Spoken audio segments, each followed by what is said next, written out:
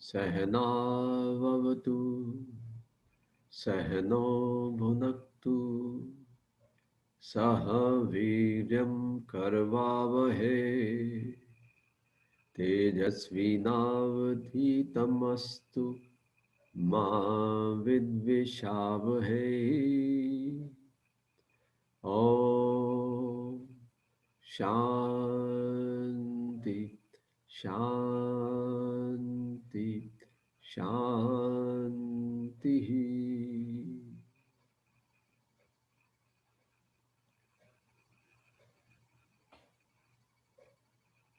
प्रार्थना क्या है? जब हम कहते हैं कि मैं प्रार्थना करता हूँ, मैं प्रार्थना कर रहा हूँ, तो इसका अभिप्राय क्या है?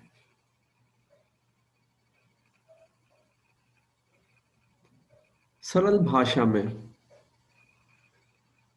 प्रार्थना मनुष्य और ईश्वर के बीच एक संवाद है। मनुष्य और ईश्वर की बातचीत है। जब मनुष्य ईश्वर से बात करता है, ईश्वर को पुकारता है, तो उसको प्रार्थना कहा जा सकता है।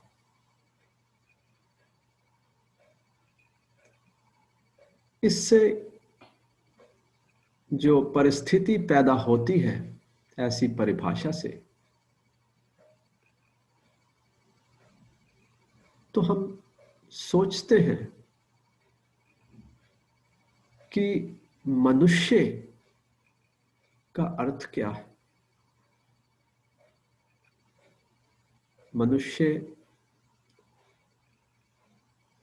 अगर शरीर है तो एक बात है, मनुष्य अगर मन है तो दूसरी बात है, और मनुष्य यदि आत्मा है तो तीसरी बात है। अगर शरीर को लें तो प्रार्थना का अर्थ होगा स्तुति करना, पूजा करना, भजन करना, कीर्तन करना। तो ये प्रार्थना के स्वरूप होंगे। अगर मनुष्य मन है तो यही प्रार्थना, यही भजन, यही कीर्तन मानसिक रूप से होगा।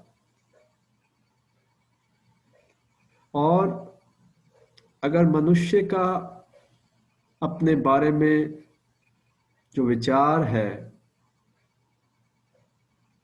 आत्मा है,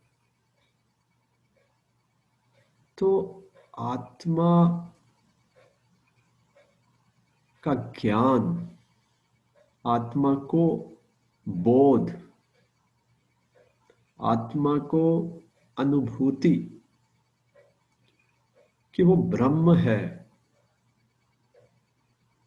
वो ईश्वर से जुड़ा हुआ एकत्वम है, ऐसी अवस्था में आत्मा का बोध, आत्मा का अनुभूति, आत्मा का ज्ञान अपने आप में प्रार्थना हो जाएगा।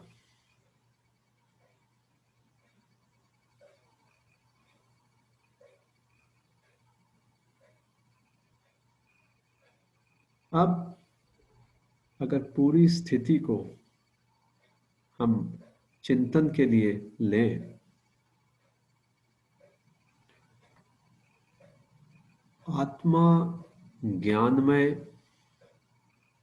मन मानसिक रूप से पूजा कर रहा है, शरीर कर्म में भजन कर रहा है, ये तीनों एक साथ भी रह सकते हैं, रहते हैं, रह रहे हैं। तो संपूर्ण प्रार्थना क्या हुई? संपूर्ण प्रार्थना वह स्थिति है जब शरीर कर्म में है, मन भगवान को याद कर रहा है और आत्मा अपने पूर्ण ब्रह्म स्वरूप में स्थित है।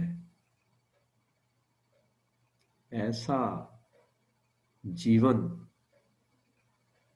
अपने आप में एक प्रार्थना का प्राकट्य है, प्रार्थनामय है। सिद्ध पुरुष ज्ञानी ऐसी अवस्था को योग कहते हैं। एकत्वम होना, संगठित होना, एक दूसरे से जुड़ा होना, उसी को तो योग कहा जाएगा। शरीर मन से जुड़ा है, मन आत्मा से जुड़ा है। ये तीनों का एक साथ होने का बोध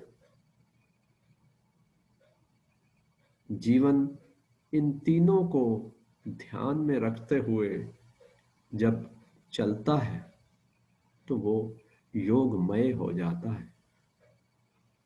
ऐसा जीवन ही सुखदायक है, ऐसा जीवन ही शांति से परिपूर्ण है, ऐसा जीवन ही सफल है। ओम शांति शांति शांति।